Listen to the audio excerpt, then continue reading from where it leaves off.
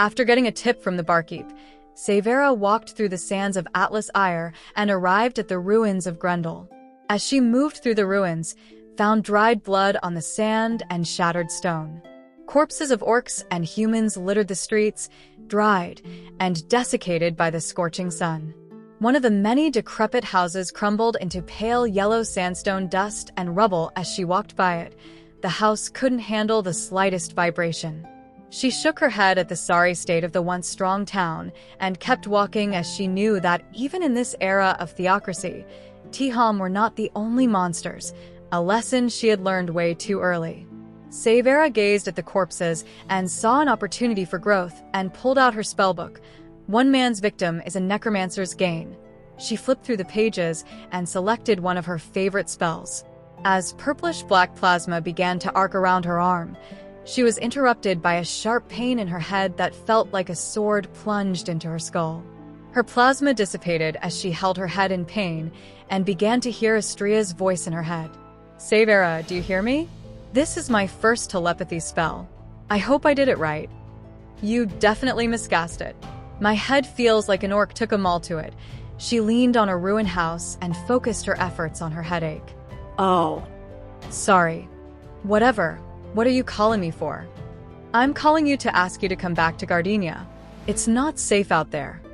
Saveara's headache swiftly vanished at Astria's words, feeling like needles that struck a nerve as she stood up straight, pushing down the building with a sudden jerk of her back.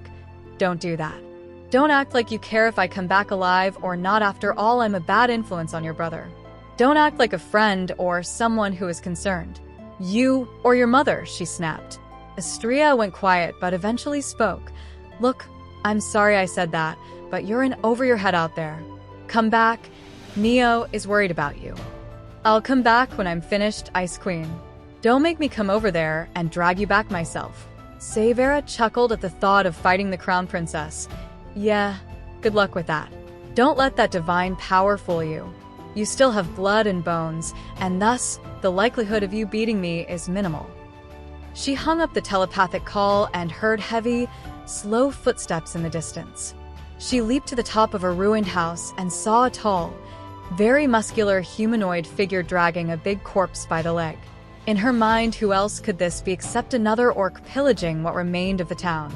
Saveara readied her burial blades in preparation for potential danger, checked her arcane capacitor, and saw its full charge, enough for some high spellcraft.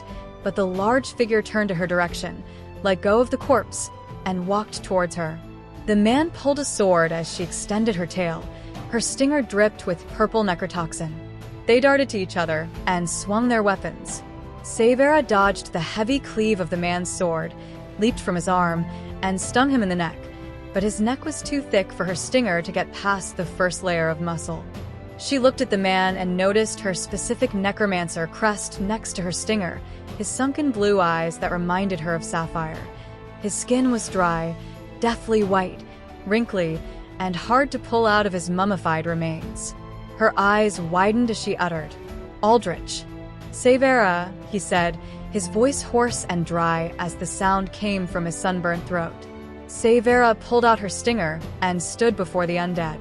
She couldn't believe that one of her thought-dead close friends, the first risen she made, was still alive. His size and strength increased as her lost friend returned better than ever. She smiled at the realization. Tears flowed down her face as she hugged him. The smell of rot didn't bother the necromancer. Aldrich hugged her back as seeing Saveara again was like finding a thought-dead mother, his cold, mummified heartbeat in his chest. "Saveara? Is that really you?" She wiped her tears and answered.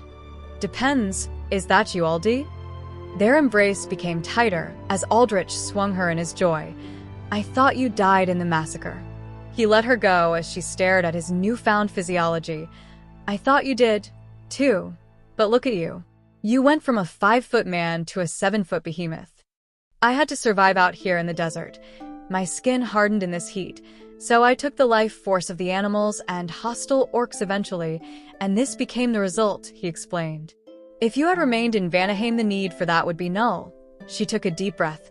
"But I'm sure you had your reasons, so stand still."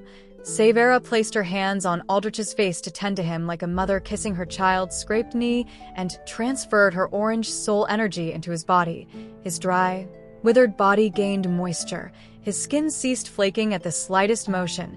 His movement became less strenuous. There you go, dear better?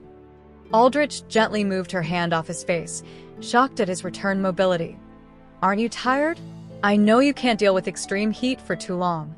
Nah, my stamina is great. Roots exploded from the ground behind Aldrich, wrapped around his arms, and pulled them back, while stone spikes shot from the sand and impaled Aldrich through the chest. His undead cells barely registered the pain, as his cold black blood slowly dripped on the rocks. Upon seeing this, Saveara clenched her fists and turned around to see 3 half-elven druids, their weapons glowing with primal magic. The group leader, Dyler, walked up with his hand out to greet the necromancer. Ma'am, please step away from the undead. She glared at Dyler. Her blood boiled at the sight of the druid. Get the hell away from us, she snarled. Ma'am, that is an undead, a monster that has already murdered many. Exactly. We're trying to save you and do our jobs as druids, Galliarin added as she drew her sword. I don't give a damn what your job is. You hurt my Aldrich, my friend. I should kill you all, leave you for the vultures. She pulled out her burial blades in preparation for battle. No way a necromancer is on our land. Juries looked at his captain, awaiting a response. Saveara's magic flared in a burst of purple blight and made the roots and stone corrode into black dust, freeing Aldrich. Her arcane capacitor was now at 80%. Leave us alone. I won't tell you again. Dyler channeled his magic to conjure roots from the ground. Ma'am, you are under arrest for the crime of maleficium. Please come quietly, or we will use force. Saveara pointed her blade at him and fired a slug round that struck Dyler in his chest, pushing him on his back as it bounced off his wooden chest plate, much to the shock of the others, as his roots wilted. We aren't using force. We're using lethal force, she snapped. Juries glared at Saveara as he helped up his boss, who held his hand on his punctured chest plate. Very well, we use force. They charged at each other, the pair of long-lost family versus the 3 druids honor-bound to defend their land from unholy beings. With his physicality restored, Aldrich nabbed Saveara by her abdomen and tossed her closer to Galliarin while Dyler and Juries charged the Risen with swords in hand. He swung his sword with immense strength and pushed back the 2 druids, but he was relentless and chased them down. Aldrich gave them a lariat to the neck. The impact felt like a boulder slamming their throats as he pushed them into the sand.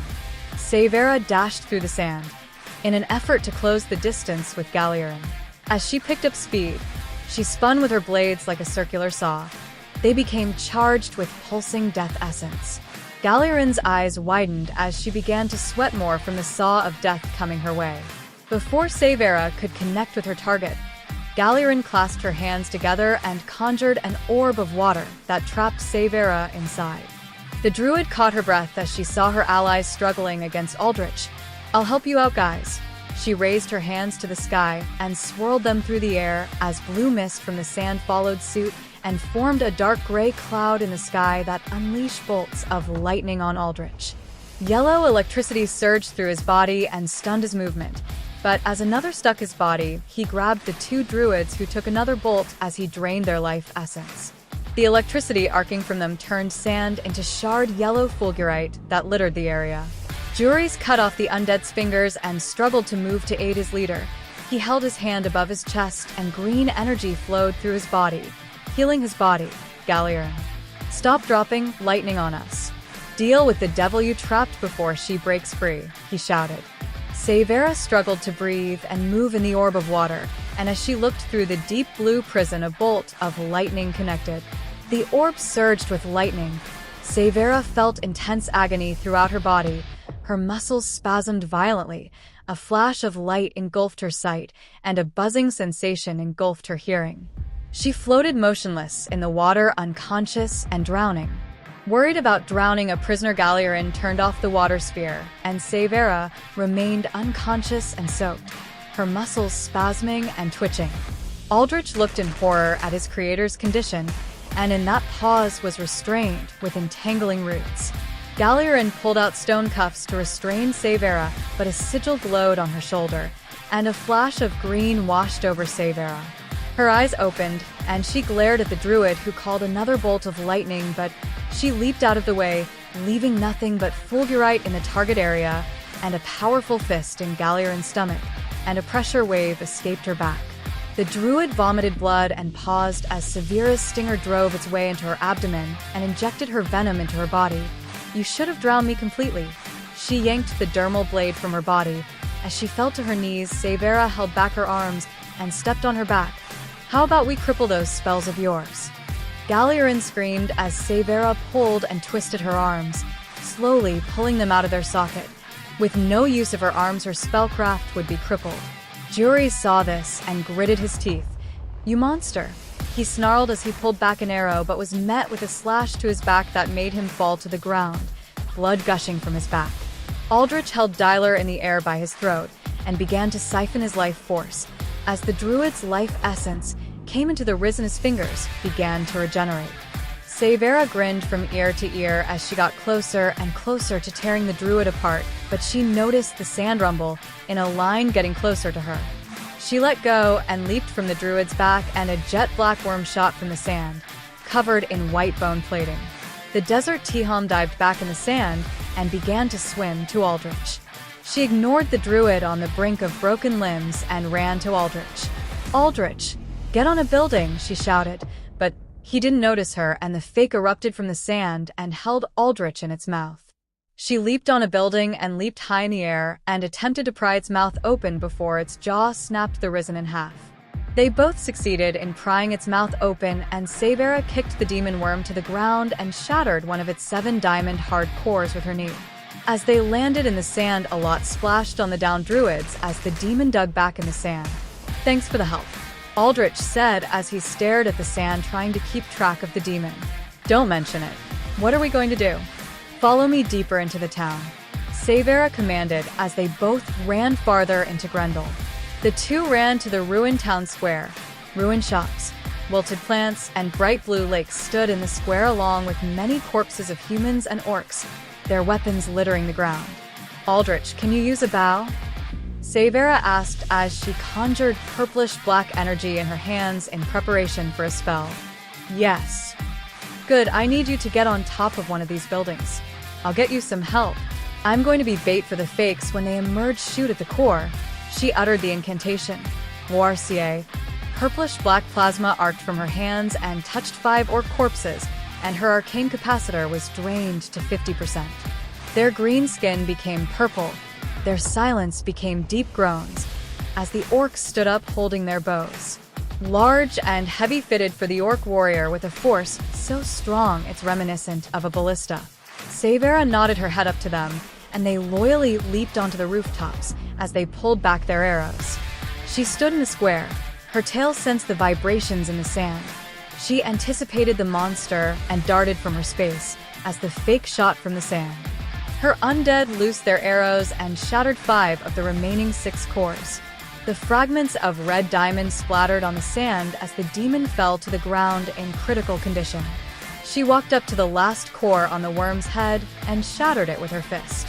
A powerful scream erupted from the demon worm as her fist was buried in its final crystal heart. It fell limp and began to dissolve into black mist. "You think that's it?" Saveara asked as she shook her hand, but felt more vibrations coming from 2 more creatures in the sand. "I spoke too soon. Everyone draws another arrow," she commanded. Another fake leaped from the ground, ready to consume the necromancer, but a powerful gust of wind pushed it into the air. Saveara looked behind her to see the 3 druids. Galerin held her hands up, engulfed in primal magic. "Don't just stand there, kill the demons now," Dylar commanded. She didn't like to work with druids, but fighting the monsters took priority as she and her forces shattered the crimson rocks in their bodies.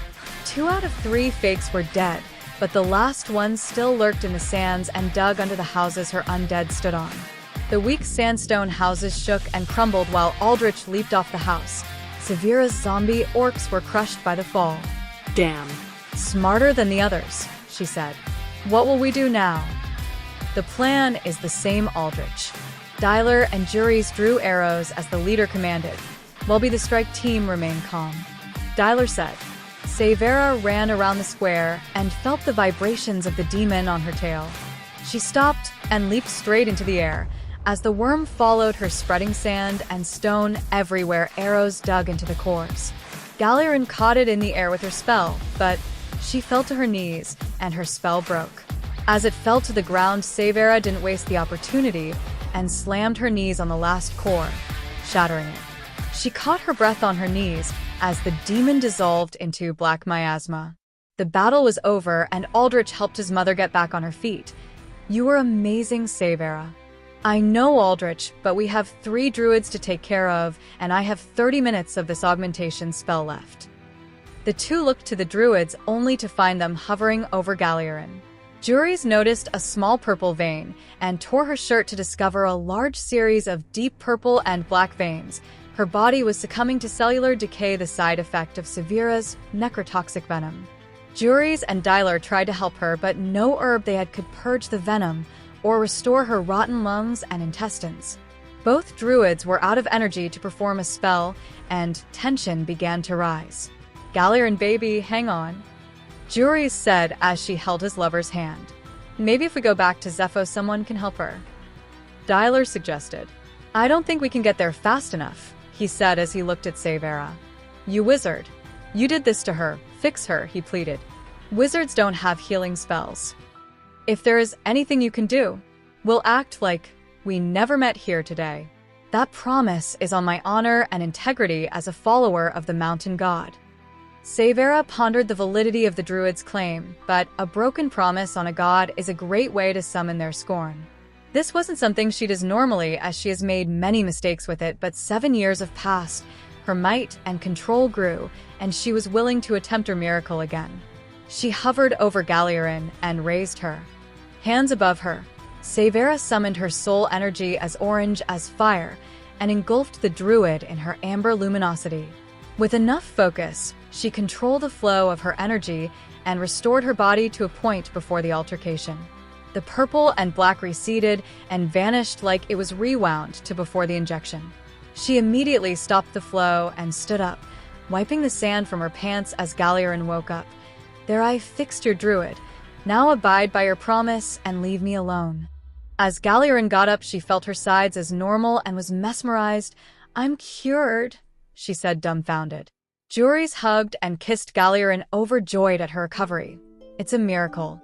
Technically, yes. Saveara tossed large sandstone boulders off the previously undead orcs, their magic now gone. Now, if you druids will excuse me, I have work to do. More maleficium? Dyler asked. Yes, increasing my numbers will tremendously aid me. Just don't defile the fallen citizens. I'm a necromancer, not a necrophiliac. Please, ma'am, take this seriously. All right, fine. I promise that I won't use my necromancy on the fallen people of Grendel. Thank you, ma'am. Dyler turned around as the druids left the ruins. That was crazy. Though I'm glad we didn't have to kill any of them, Aldrich said as he dusted off his clothes. Well, that makes one of us. Since when are you this bloodthirsty? Since we lost everything to people who claim to work for purity, she snapped. They're just doing their job. So are Silicon soldiers. That's not an excuse to murder children or for them to come at you like they did. Whatever. This will get us nowhere. What is your goal here? I doubt you are in tourist territory for sightseeing. I need to destroy the orc hive for my boyfriend. You have a boyfriend? He asked you to do this. Well, no. This is a gift for him. Dead orcs are a gift? You're giving him undead thralls. Saveara smacked the sand off an orc corpse, and with a flash of purple light, its flesh blackened. It rose as an undead thrall that just stood in front of Saveara awaiting orders. Go bring more orc bodies. The zombie walked off to do its charge. Saveara turned back to Aldrich. No. The thralls are for me. The mountains and its resources are for him. To go through all this for him, why? Saveara held her chest as she took a deep breath. Neo has been the best thing to happen to me. He was there for me when everyone else would judge, even when I didn't deserve his love, loyalty, or forgiveness. I'll do anything to reciprocate what he has done for me. A mountain range of ore, ether, and crystals should suffice. Well, I'm happy you found someone to love. How do we proceed? The orc zombie dragged 2 bodies to his new master and went to get more. We amass as many undead as we can control. Then we advance to the mountains and hatch up a plot to destroy the entire orc hive. Are you sure you're in good enough shape to keep moving? I'll be fine, Aldrich. Aldrich nodded. Very well, as your undead servant. Your wish is my command. Saveara sighed. Aldrich, what did I tell you when I raised you from the dead? Our relationship isn't master and servant. It's like mother and son, and therefore, you aren't bound to my will. Of course, you make comrades, not slaves, and this one wants to return to your guidance and leadership. Fine, Aldrich, let's do this together. Just like old times. Yes, just like old times. But now I need to conduct a ritual once we have all the orcs. Saveara worked on a ritual to raise multiple undead thralls in one fell swoop. With blood gathered from the orcs and humans, she made a large ritual circle. 200 orc bodies were assorted around the circle. Saveara stood in the circle of special candles at the edges were lit and smelled like death. She charged her magic. Purplish-black flames swirled around Saveara as she spoke the incantation. Klaatu, Barada, Nikto. The flames rose as she spoke the incantation again. Klaatu, Barada, Nikto. The flames rose ever higher like a pillar of death. She tightened her grip and spoke the incantation one last time. Klaatu, Barada, Nikto. The pillar dispersed in a cloud of purplish miasma that engulfed the orcs. As Saveara walked out the fog, 200 undead orc thralls were at her beck and call. Amazing work, Saveara. You can't be older than 18. How'd you get so good? Saveara walked past Aldrich. Her new troops marched behind her like an organized detachment. Come on, I'll tell you on the walk.